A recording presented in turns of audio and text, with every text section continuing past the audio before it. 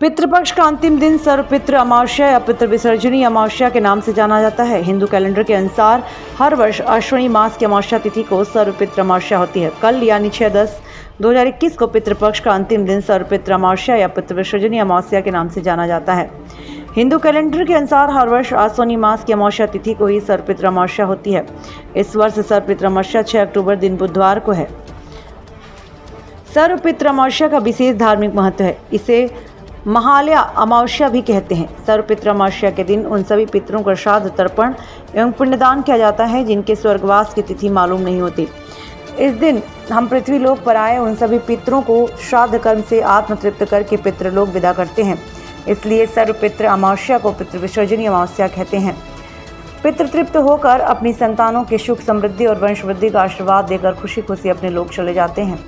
अध्यात्म में आज हम जानते हैं कि पितृपक्ष में श्राद्ध कर्म होता है जिसमें तर्पण प्रमुख होता है। पुजारी मुकेश दीक्षित से जानते हैं कि पितरों के तर्पण की सही विधि क्या है, क्या व्यक्ति को किन लोगों को तर्पण करना चाहिए, तर्पण करने का मंत्र आदि क्या है, ये सब जानेंगे पंडित जी से। जिला संवाददाता इटावा से पवन सिंह की रिपोर्ट। अरे जी, इस समय पितृपक्ष चल रहा है जिसमें तर्पण मुख्य होता है, इसकी क्या विधि विधान की पूरी प्रक्रिया है?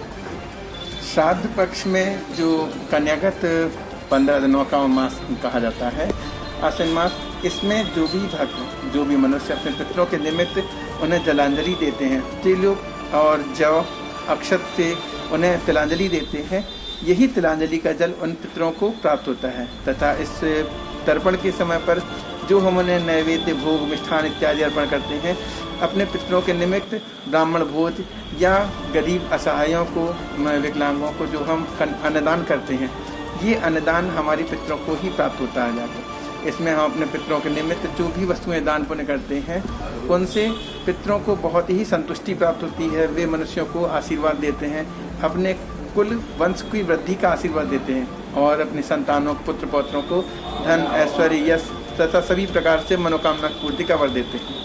और ये श्राद्ध पक्ष, जैसे हम देवताओं को हर मास पूजा अर्चना करते हैं, इन 15 दिनों में ही हम अपने पितरों के निमित्त पूजा अर्चना करके उन्हें संतुष्ट करते हैं। इसका कितने दिन रहता है पितृपक्ष का समय? ये भाद्रपद के शुक्ल पक्ष की पूर्णिमा से शुरू होकर और आश्विन के कृष्ण पक्ष अमावस्या तक के 16 दिन का ये समय कहा जाता है। इसमें जब सूर्य कन्या राशि पर आता है, कन्या राशि के चौथे चरण में चलता है, तब इसे कन्यागत सूर्य कहा जाता है। इसलिए कुछ लोग ऐसे देहाती भाषा में, गांव क्षेत्र के लोग कनागत कहते हैं, कुछ कन्यागत कहते हैं, जिसमें सूर्य के मध्य में ही पितरों का निवास होता है। और इस समय पर जो भी मनुष्य अपने पितरों के निमित्त दान पुण्य करता है, वो अपने पितरों को पूरा भोग अर्पण करता है, उनसे आशीर्वाद लेता है। कुछ लोग गया जी में जाकर श्राद्ध करते हैं।